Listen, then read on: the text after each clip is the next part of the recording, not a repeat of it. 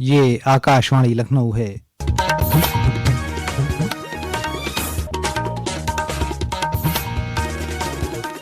इलाकाई खबरों के साथ मैं Aamir Hussain Siddiqui. National handloom day के मौके पर वज़ीर आला योगी आदित्यनाथ ने आज रियासती बुनकरों और कारीगरों में संत कबीर रियासती सतह के हैंडलूम अवार्ड्स तकसीम किए।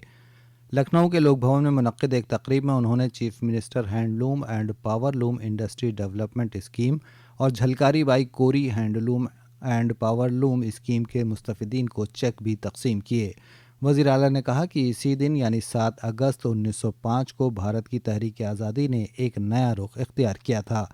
इस मौके पर खादी और गांव की सनत, सिल्क इंडस्ट्री, हैंडलूम और टेक्सटाइल के वजीर राकेश सचान, मेयर सुषमा खरकवाल और कई एमएलए इस तकरीब में मौजूद थे। वज़ीर आला योगी आदित्यनाथ आज अंबेडकर नगर के जलालपुर, आलापुर और टांडा असेंबली हलकों में 706 करोड़ रुपए से ज़्यादा के 194 तरक्याती प्रोजेक्टों का इफ्तिताह करेंगे और संग बुनियाद रखेंगे। वो मुख्तलिफ अवामी फलाही स्कीमों के इस्तेफादा कुनिंदगान में कबूलियतनामे, सर्टिफिकेट और चेक भी तकसीम करेंगे।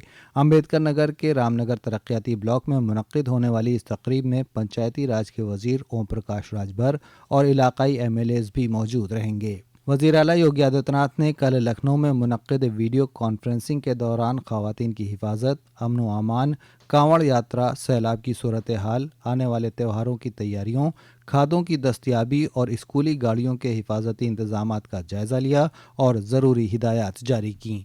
पेश है एक रिपोर्ट।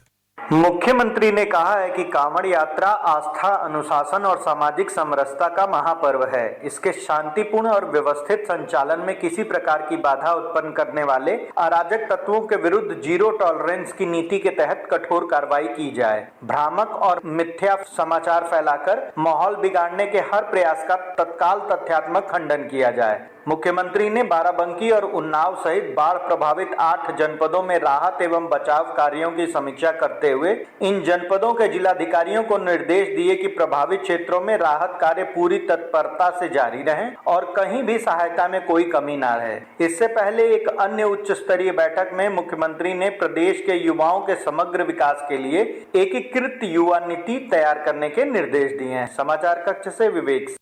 मरकज़ी काबीना ने कल 23,731 करोड़ रुपए के मजमूई अखराजात के साथ national recycle bio energy scheme Govardhan को मंजूरी दी। काबीना की मीटिंग के बाद इत्तलात और नशरियात के वजीर अश्विनी वैष्णव ने कहा कि ये स्कीम मुल्क के साफ तवानाई के सफ़र में एक अहम संग मील है।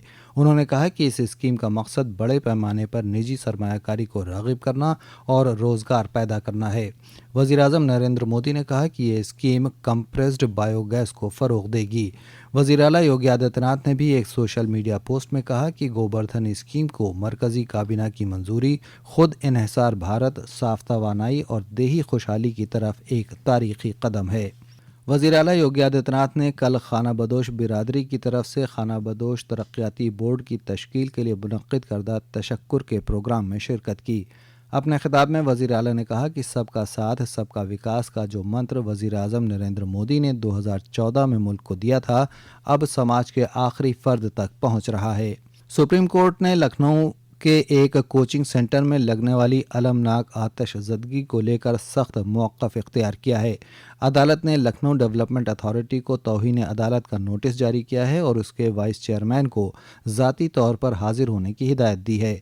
उसने वाक़ये की तहक़ीक़ात करने वाली स्पेशल इन्वेस्टिगेशन टीम से मुहरबंद रिपोर्ट भी तलब की है। केस सिर्फ एक हादसे का नहीं बल्कि अदालती अहकामात की मुबैना खिलाफ वर्जी का भी है।